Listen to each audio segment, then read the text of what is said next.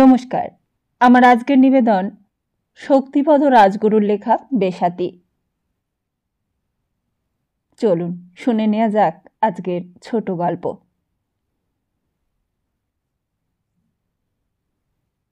ঘোষবাড়ি আর জমাট। অবশ্য দীনবন্ধু ঘোষের নামে এই অঞ্চলে সবাই জানে। পাতিপুকুর বাজার, ঘোড়ার মাঠ, মাই যশোর রোড, ওদিকে আবার নাগের বাজার, আর এদিকে বেলগাছিয়া তক দীনু ঘোষকে সবাই চিনত। খালের ধারে বিশাল গুদাম। তখন বেলগাছিয়ার খাল ছিল চালু জলপথ। যশোর, খুলনা, পূর্ব বাংলা থেকে বড় বড় মহাজনী নৌকো বোঝাই হয়ে খুলনা, বরিশালের সোনা রঙের আঁশওয়ালা পাট, বস্তা বস্তা বালাম চাল, সুপারি, ধান, গুড়, নানা কিছু মালপত্র আসতো আর দীনু ঘোষের গুদামে উঠত। এই দিগরের নাম করা মহাজন। দীনু ঘোষের ব্যবসা তখন রমরমিয়ে চলছে।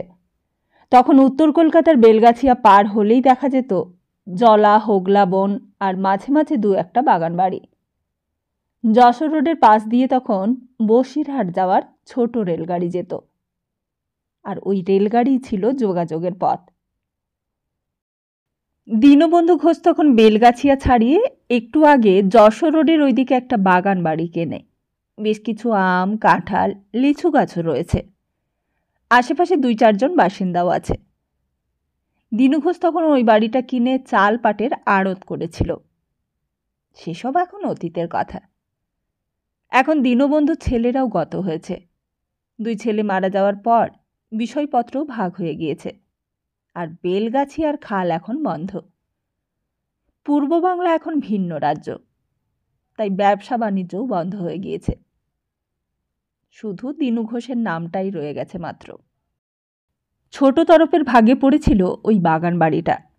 এখন দীনু ঘোষের 3 নাতি আর 1 নাতনির দখলে ওই বাড়িটা।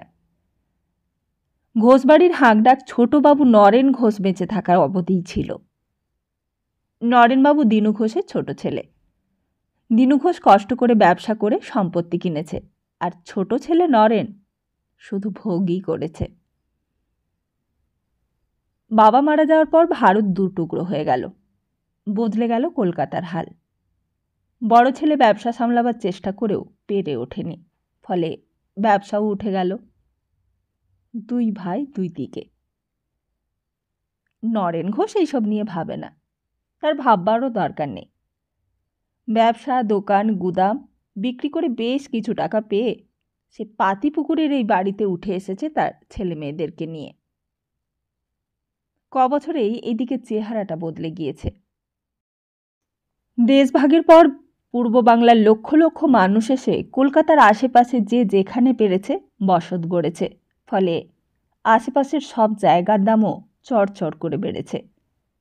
আর জলা নিচু জমি বুঝিয়ে চারিদিকে বাড়ি আর বাড়ি উঠেছে। যেভাবেই হোক একটু মাথা গোজার ঠাঁই চাই, আর ফলে সারা অঞ্চলে এখন বাড়ি আর মানুষ। তা নরেন ঘোষ গানের চর্চা নিয়েই থাকে। ক্রমশ বয়সও হচ্ছে। কলসির জমা জল গড়াতে গড়াতে তলানিতে এসে ঠেকেছে। ছেলেরা কোনো মতে স্কুল কলেজের গণ্ডি টপকে এইবার চাকরির সন্ধানে ঘুরছে। তারাও বুঝেছে তাদের জন্য পিতৃদেব এমন কিছু রেখে যাবেন না যা দিয়ে সংসার নামক নৌকোটাকে জীবনের স্রোতে তারা বাইতে পারে। বড় ছেলে দীপক তবু বাবার সংসারে কিছুদিন সুদিন দেখেছে। সে স্কুল পার হয়ে কলেজের বেড়া টপকে এখানে ওখানে চাকরির চেষ্টা করেছে। শেষে কলকাতার হালে পানি না পেয়ে কোনো এক ভদ্রলোকের দয়ায় রাঁচিতে একটা কারখানাতে চাকরি পেয়েছে। তাই সে কলকাতা ছেড়ে রাঁচিতেই থাকে। দীপকের মেজ ভাই প্রদীপ কোনো মতে বিএ পাশ করে কলকাতার এক সওদাগরি অফিসে কাজ করে। মেয়ে দীপারও বিয়ে থা দিয়েছিলেন নরেনবাবু কোনো মতে কিছু টাকা সংগ্রহ করে। স্ত্রীর গহনাও কিছু সেই বিয়েতে গেছে। কিন্তু বিয়ের 2 বছরের মধ্যে দীপার স্বামী মারা যায়। বেলেঘাটা শ্বশুরবাড়িতে দীপার থাকার জায়গা হয়নি, কারণ শ্বশুর শাশুড়ি সকলেই বিশ্বাস করে যে বউয়ের জন্যই মারা গেছে তাদের সন্তান। তাই চোটটা পড়ে দীপার উপরে, ফলে দীপার আর সেইখানে থাকা হয়ে ওঠেনি। এই বাড়িতেই মা বাবার কাছে সে ফিরে আসে। মেজ ভাই প্রদীপের তখন ব্যথা হয়েছে। মিতা এসেছে এই ঘোষ বাড়ির বউ হয়ে। মিতা ক্রমশই দেখে এই বাড়ি সম্বন্ধে মিথ্যে একটা ধারণাই দিয়েছিলেন তার বাবাকে। বেশ বড় বাগান ঘেরা বাড়ি, বনেদি আমলের বাড়ি। গেটে এখন আর দারোয়ান নেই, অতীতে থাকতো, এখন ফাঁকাই পড়ে থাকে। বাগানের ওই দিকটা বাড়িটা এখনো তার আভিজাত্য অনেকেরই নজরে পড়ে। সেই বড় বাড়ির বউ হয়ে এসে মিতা দেখেছে এদের সংসারের অবস্থাটা। গাছের আম, নারকেল, কাঁঠাল বিক্রি করে দিন চালাতে হয়। স্বামী প্রদীপের রোজগারে এত বড় সংসার চলে না। বড় ছেলে দীপক এখন রাঁচিতেই ঘর বেঁধেছে, তারও সংসার বড় হয়েছে, ফলে মা বাবাকেও তেমন টাকা পাঠাতে পারে না। ছোট ছেলে প্রবীর স্কুলের গণ্ডিতেই আটকে পড়েছে। বার তিনেক এক ক্লাসে গড়ান দিয়ে এখন পড়া ছেড়ে রেল লাইনের ওইদিকে রাতের অন্ধকারে এই এলাকার কিছু উঠতি মস্তানদের সঙ্গে আড্ডা মারে। তার বাড়ি ফেরার কোনো সময় নেই। কোনোদিন রাতে বের হয়ে যায়, ফেরে মধ্যরাত্রে। এই এলাকার চিতপুর রেলইয়ার্ডের মাঝে মাঝে ওয়াগন লোড হয়। ট্রাক ট্রাক মাল পাচার হয়ে যায় রাতের অন্ধকারে। মাঝে মাঝে বোমাগুলি গোলার শব্দ ওঠে।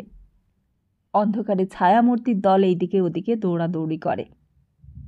পুলিশের ভারী বুটের শব্দ, বাঁশির শব্দ ছাপিয়ে গুলির তীক্ষ্ণ আওয়াজ কানে আসে। মিতা চুপ করে সব শোনে। প্রদীপ বলে, এই এলাকা এখন ওয়াগন ব্রেকার আর চোরা চালানিদের রাজ্য হয়ে উঠেছে। দিনের বেলাতেও দেখা যায় লোকাল ট্রেন। দূরপাল্লার নামি দামি ট্রেনগুলোও দাঁড়িয়ে যায় কোনো অদৃশ্য ইঙ্গিতে। লাইনের ধারে দুমদাম করে চালের বস্তা পড়তে থাকে, আর নিচেও লোকজন তৈরি থাকে। দেখতে দেখতে পাহাড় প্রমাণ চালের বস্তা। অন্যান্য জিনিসপত্রও তুলে নিয়ে যায় তারা। আবার ট্রেন ছাড়ে। প্রবীরকে দেখা যায় দামি জিন্স জ্যাকেট পরে পাড়ায় ঘুরতে। একটা লাল রঙের মোটর বাইক হাঁকায়। পাড়ার দোকানদার, বেলগাছিয়া মাছের আড়তদার, ফরেরাও সমীহ করে তাকে চলে। ভোটের সময় প্রবীরের সময় থাকে না। এই এলাকার এমএলএ সাহেবের জিপের আগে তার লাল মোটর বাইক এগিয়ে যায়, তাতে দলের পতাকা ওড়ায়। পাড়ার অন্যত্র মিটিংয়ে প্রবীরের দলই শান্তি বজায় রাখার জন্য মোতায়েন থাকে। প্রবীরের দলের সামনে প্রতিপক্ষের সমর্থকরাও মুখ খুলতে সাহস করে না, কারণ ওদের দুই একজন মাতব্বরকে অন্ধকারে ভোজালি চেম্বার দেখিয়ে শাসায়, লাশ গিরিয়ে দেব। ওদের মিটিংও হতে পারে না। মুড়ি মুরগির মতো বোমা বৃষ্টি হয়, 2-4 জন জখম হয়। থানার অফিসাররাও কোনো বিশেষ কারণে প্রবীরকে কিছুই বলে না। সময় মতো তাদেরই লোক এসে খবর দিয়ে যায়, আর প্রবীরও সময় বুঝে সরে পড়ে। দীপা দেখেছে প্রবীরের এই কাণ্ড। বাড়ির বাইরের ঘরে পাড়ায় ওর দলের অনেকেই আসে। ওইদিকে এসে এখন বাড়ি করেছে ভূতনাথ সাহা। বাজারে একটা দোকানও কিনেছে, আর ভূতনাথের ছেলে ভবনাথ প্রবীরের বন্ধু। ছেলেটা বেশ চালু। এর মধ্যে ভবনাথ বাবার দোকান বাড়িয়েছে, আর নেতাকে ধরে রেশনের ডিলারশিপ পেয়েছে। ওই এলাকার একটা চালাঘর জবরদখল করে সেখানে আটা চাকি বসাবার চেষ্টা করছে।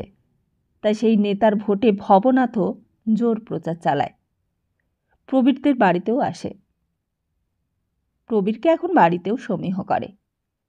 নরেন ঘোষের শরীর ভেঙে পড়েছে, হাঁপানির রোগী। টান উঠলে মনে হয় যে কোনো মুহূর্তেই শেষ হয়ে যাবে, কিন্তু হয় না। পুঁটি মাছের প্রাণ, সামান্য জলেও ছটফট করে বেঁচে থাকার চেষ্টা করে। মেজ ছেলে প্রদীপ মাস গেলে সামান্য মাইনেটাই সংসারে ধরে দেয় মাকে। দীপা এই বাড়ির পোষ্য। সে বলে, মেজদা, 2খানা সাদা খোলে শাড়ি দিবি? সব ছিঁড়ে গেছে। মিতা এই বাড়ির বউ হয়ে এসে দেখেছে পদে পদে তাকে বঞ্চনায় সইতে হয়। স্বামীর রোজগারে তার কোনো অধিকার নেই। ওই নরেন ঘোষ আর তার বিধবা মেয়ে সবাই যেন ভাগ বসাবার জন্য ওত পেতে থাকে। মিতারও নিজের ছেলে মেয়ে হয়েছে। তার ছেলে সুবীর এখন ক্লাস 2তে পড়ে। মিতার 7 ছেলে মেয়েকে ভালোভাবে রাখবে, কিন্তু পদে পদে অনুভব করে এখানে থাকলে সেটা কোনো মতেই সম্ভব নয়। তাই মিতা প্রদীপকে বলে, এই বাড়িতে কেন পড়ে আছো? বরদা কেমন বাইরে শান্তিতে আছে? প্রবীর বলে, কিন্তু বাবা মাকে ছেড়ে, এই সংসার ছেড়ে, বাড়ি ছেড়ে কোথায় যাব? এই বাড়িটাকে সবচেয়ে বেশি ভালো লাগে প্রদীপের ছেলে সুবীরের। ছোট ছেলেটা বাড়ির বাগানে ঘোরে, চারিদিকে এখন ঘিঞ্জি।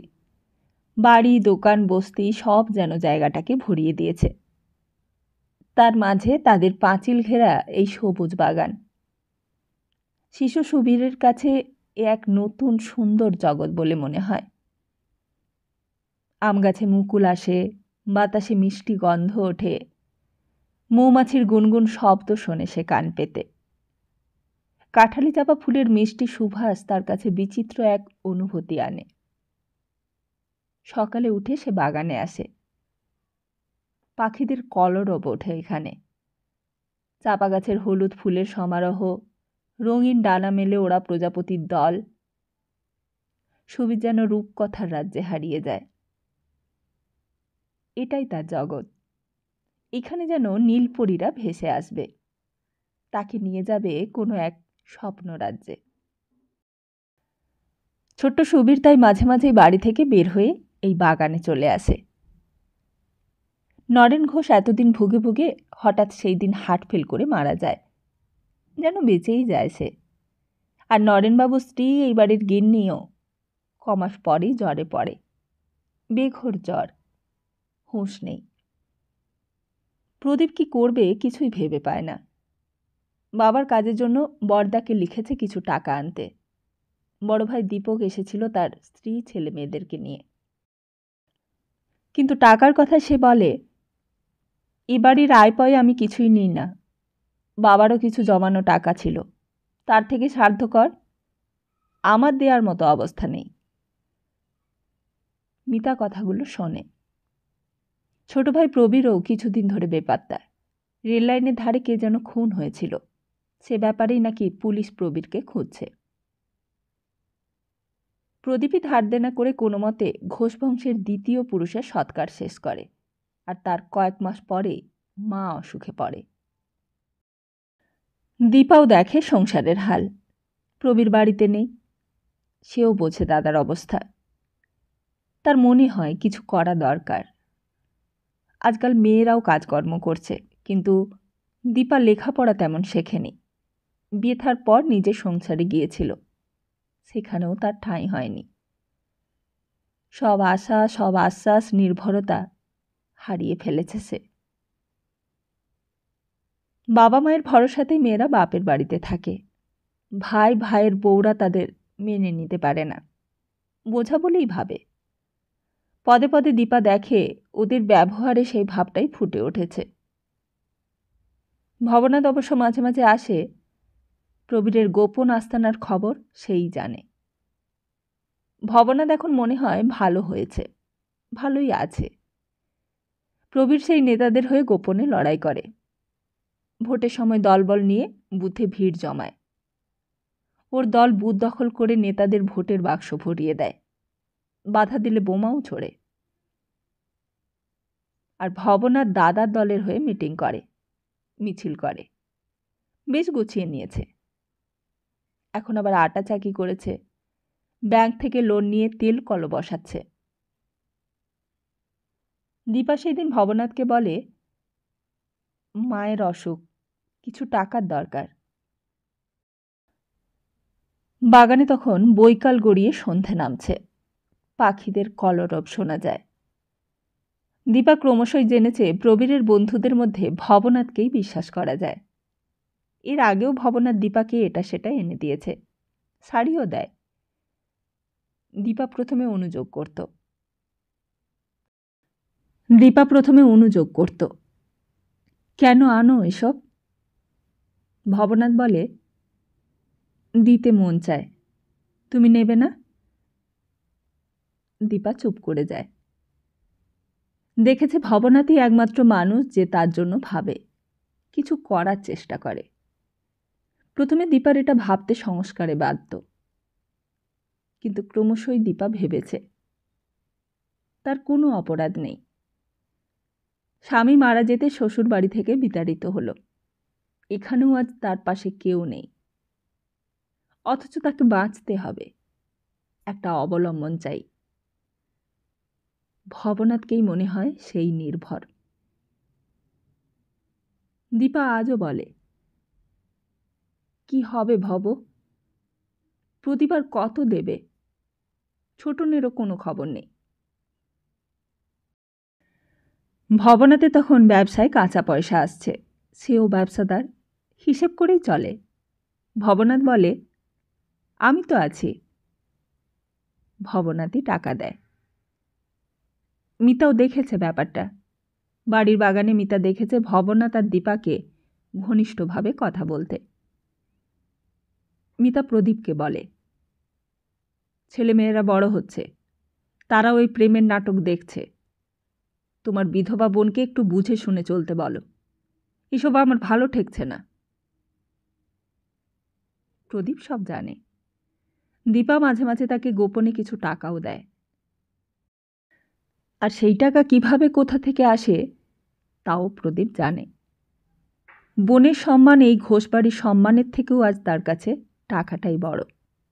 তাই সব জেনেও প্রদীপ কিছুই বলেনি, বলতে পারেনি। তাই আজও স্ত্রীর কথায় প্রদীপ একেবারে যেন আকাশ থেকে পড়ে। বলে, কি বলছো এসব? মিতা বলে, ঠিকই বলছি, সব ব্যাপারটাই আমার চোখে পড়েছে। সাবধান না হলে একটা বিশ্রী কাণ্ড ঘটে যাবে, তখন আর কিছু করবার থাকবে না। প্রদীপ বলে, আচ্ছা দেখছি। এই সময় প্রবীরও নেই, সারা সংসারের দায় যেন আমারই। মিতা বলে, এখানে থাকলে সব তো ঘাড়ে চাপবেই, চলে যেতে পারো না এখান থেকে? কথাটা প্রদীপও ভেবেছে, কিন্তু প্রথমত বাড়ি ঘর ভাড়া পাওয়াটা এখন কঠিন সমস্যা হয়ে উঠেছে। মানুষজনই বেড়েছে, সে তুলনায় বাড়ি ঘর তেমন বাড়েনি।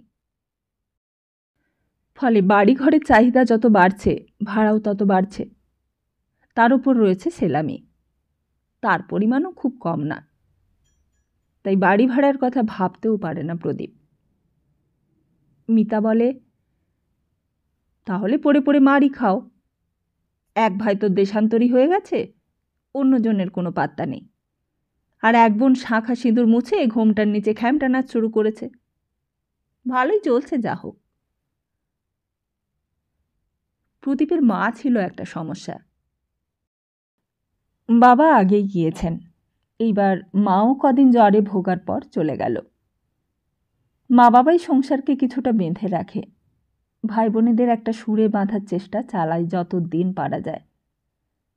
তারপর নানা কারণে সেই চেষ্টা ব্যর্থ হয়, এক সংসার তখন 5 সংসারে বিভক্ত হয়ে যায়। প্রদীপও দেখে এইবার সে যেন দায়মুক্ত, কিন্তু দীপা রয়েছে। মিতা বুঝেছে ওই বিধবা মেয়েটা এখন তাদেরই বোঝা, আজীবন সেই বোঝা তাদের টানতে হবে।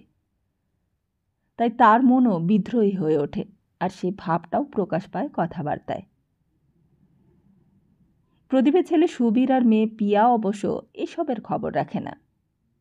ছেলে মেয়ে দুটোকে ছোটোর থেকে দীপাই কোলে পিঠে করে মানুষ করেছে।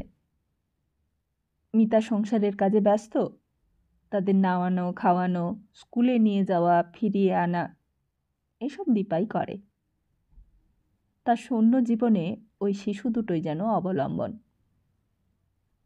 বৌদি ঠাড়ে ঠোড়ে বলে, হুঁশিয়ার থাকতে হবে, বদলোকের অভাব নেই।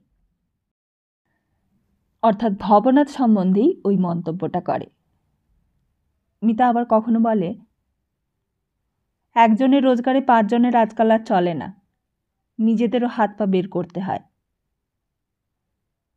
দীপা বোঝে এইসব কথার অর্থ, তবুও মুখে কিছুই বলে না, ধারালো কথার খোঁচাগুলো নীরবেই হজম করে। দীপা বাগানে ঘোরে সুবীর পিয়াকে নিয়ে। ছায়ামাখা স্নিগ্ধ পরিবেশ, রোদের তীব্রতা এখানে নেই। বাতাসে ওঠে কাঁঠালি চাপা বেলফুলের সুবাস। পাখি ডাকা শান্ত জগৎ।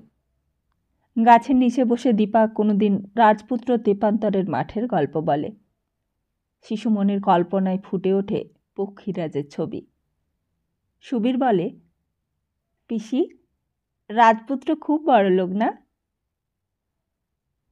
সে খবরটা দীপাও জানে না।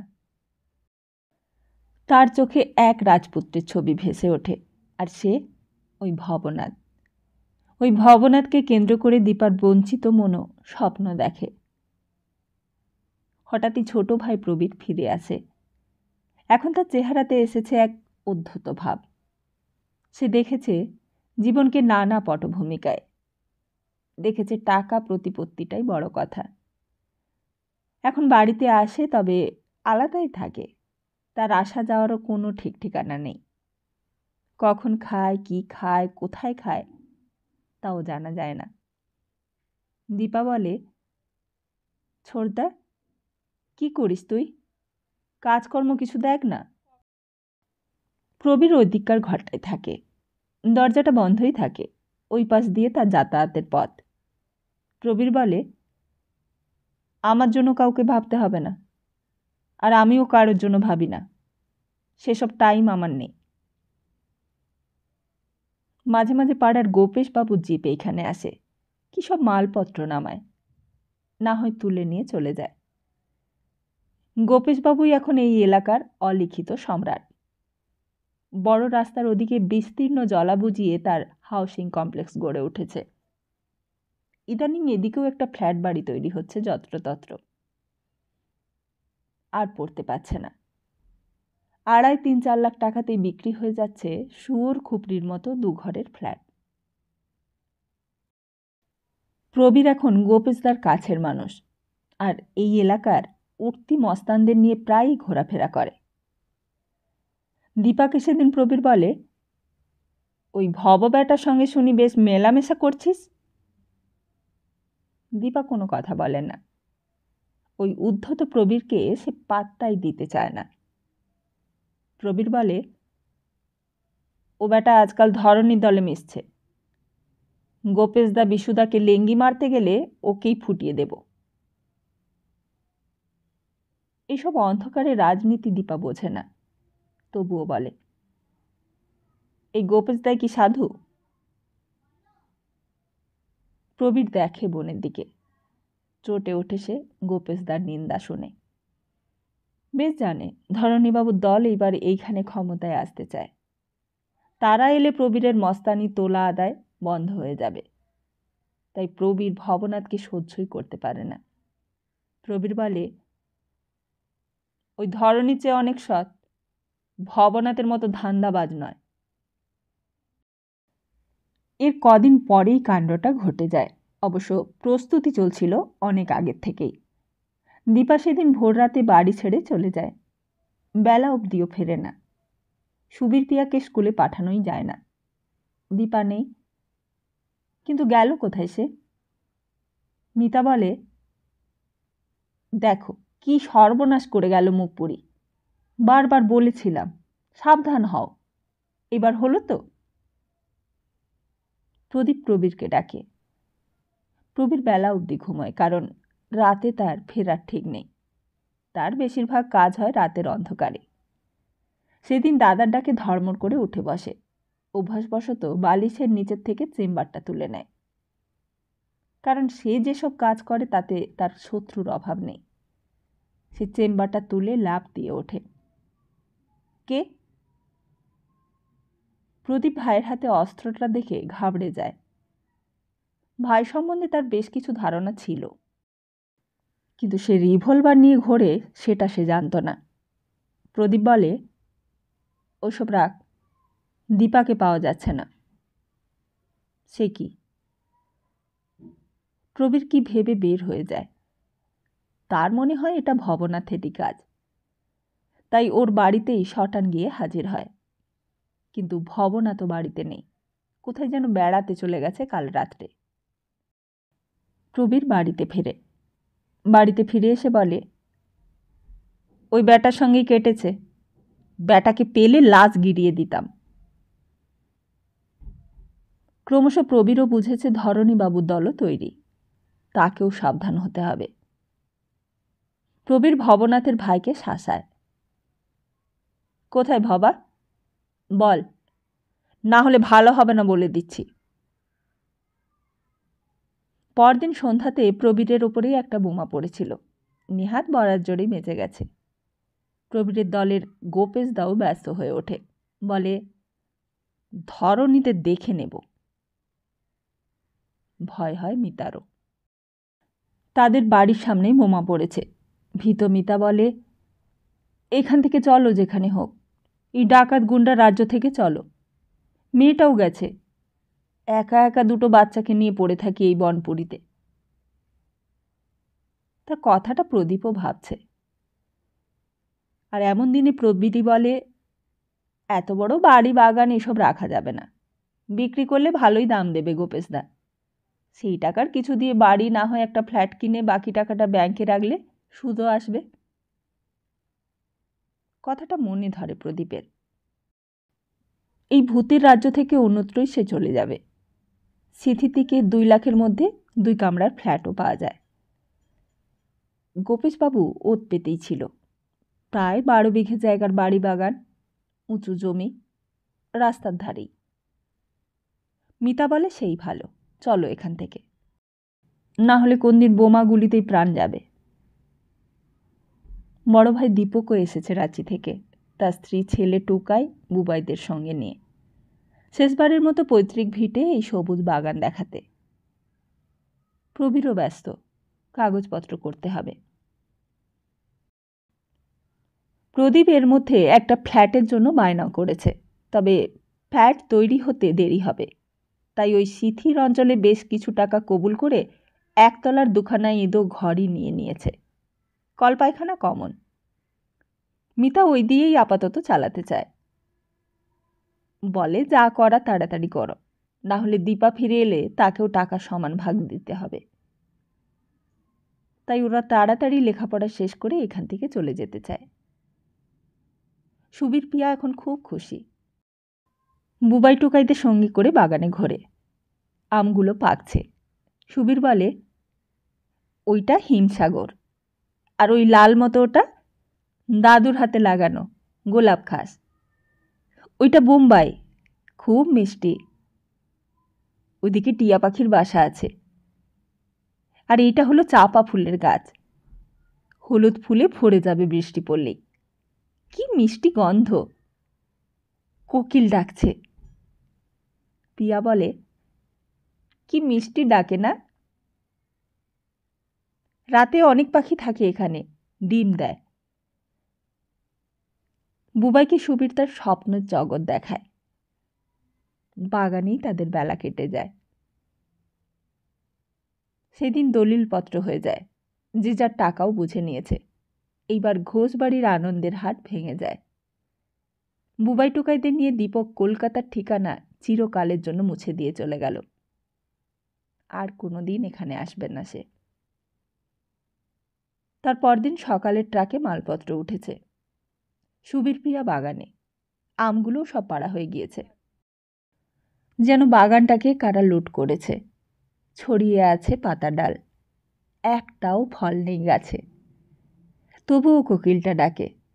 পিয়া বলে, আমরা এখান থেকে চলে যাচ্ছি রে, কোকিলটার সঙ্গে আর দেখা হবে না। শালিকগুলোকেও দেখতে পাবি না। দোয়েলের গানও শোনা যাবে না। চাঁপা ফুল ফুটবে, বকুল ফুলও আর কুড়োনো যাবে না। সুবীর ভাবতেই পারে না, বলে, ধ্যাৎ, সিথিতে মাসির বাড়িতে বেড়াতে যাচ্ছি আমরা, আবার এখানেই ফিরে আসব। ট্রাকে মাল তোলার পর ওদের নিয়ে বের হয়ে এলো প্রদীপ। মিতা বলে, চলো শিগগির। দীপক চলে গেছে, প্রবীরও নেই। 7 সকালে সেও চলে গেছে দমদম তার কোনো এক বন্ধুর বাড়িতে। এই বাড়ি ছেড়ে শেষজন বের হলো। প্রদীপ ঘোষ, বাড়ির অন্যতম বংশধর। সিথির এদোগলির মধ্যে এসে মালপত্র বোঝাই করে মিতা এবার নতুন সংসার পাতে। এতদিন পর সে এসেছে নিজের সংসারে। কিন্তু সুবীরের সারা মনে হাহাকার। এই ইন্দো অন্ধকার ঘরে সকালের আলো আসে না, আসে না আমের বোল, বাতাবি ফুলের সুবাস, শোনা যায় না কোকিলের ডাক। ঘোরার জায়গাও নেই, কদিন ধরেই যেন কোকিলের ডাক শুনছে। মনে পড়ে যায় পিসির কথা, সেই সবুজ জগতের সুর। বেশ দূর পথে, তবুও সুবীর হেঁটে হেঁটে এইখানে আসে, তাদের সেই পুরনো বাড়িতে। আর কাছে এসেই চমকে ওঠে, চোখ ফেটে জল আসে তার। তাদের বাগানের সব গাছ যেন কারা কেটে ফেলেছে। সেখানে এর মধ্যে বিশাল গর্ত করে লোহার রড দিয়ে ঢালাই হচ্ছে। তাদের পুরনো বাড়িটাও আর নেই, নেই কোনো সবুজের স্পর্শ। চাপা, বকুল, আম গাছ সব সাপ। কোকিলটাকেও আর দেখা যায় না। সুবীরের জীবন থেকে আর সব সুর, বর্ণ, সৌরভ বিদায় নিয়েছে। চোখ দিয়ে জল নামে। সরে এলো ছোট ছেলেটা। তার সব সম্পদকে ওরা বিক্রি করে দিয়েছে।